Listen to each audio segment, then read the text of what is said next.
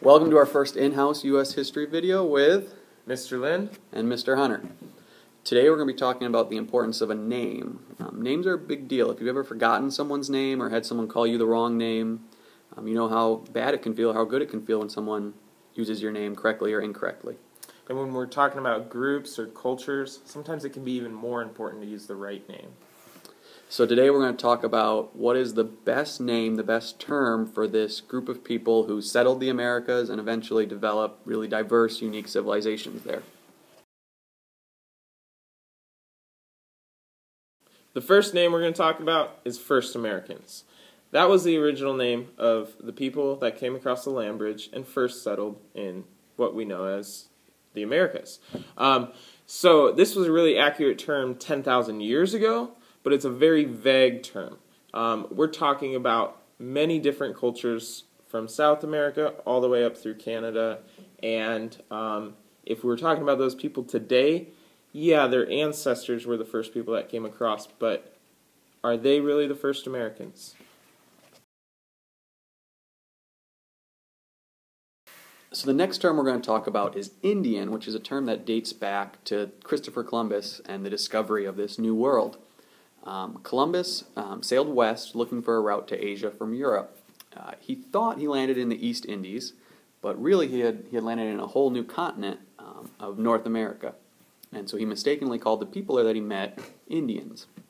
You might not know the full Columbus story yet, but I'm assuming you've heard a little bit about him and might have some background knowledge. Next week we're really going to break down Columbus a lot, but for this discussion it's just worth knowing that this term Indian dates back to that mistake, to that idea that Columbus landed in the East Indies.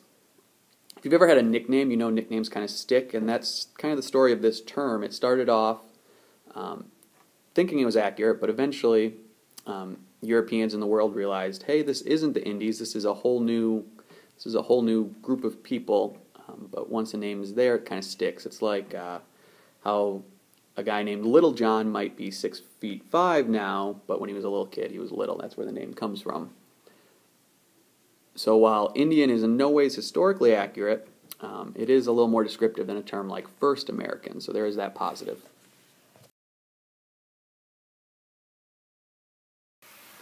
All right, so this next term we're going to talk about is Native American. And this was an attempt to correct Columbus's mistake, but it was an attempt by scholars, historians, and the government. So you can kind of understand why they might not be too happy about that. If I were to tell you, or the government or other people were to try to tell you what your name should be, or give your group or club a name, you might not be too happy with it. That's right, Kyle. I would not like it if you decided to call me whatever you wanted to. And Native American's a pretty new term too. While First American can go back 10,000 years, and Indian is a term that dates back to Columbus. This term Native American is relatively new.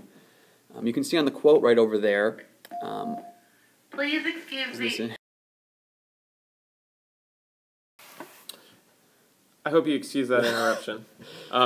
As you can see to the quote to the left, is we have a Native American leader calling out the people and saying that he's not a Native American. So anytime that there's a Native American leader or talking about his own people and saying that, no, we're not Native Americans, I think we need to kind of take that into account and listen to it a little bit. Definitely. And also in that quote you can see he declares himself, I am an American Indian. And American Indian is probably the newest term, but it's definitely the most accepted by American Indians themselves, and is probably the most accurate and the safest term to use.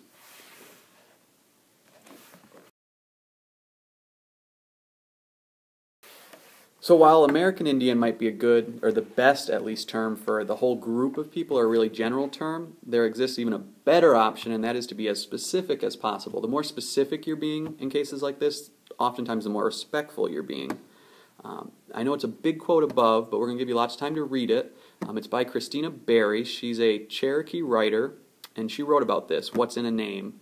And her answer is really thorough and really good, and what we think is the best option overall.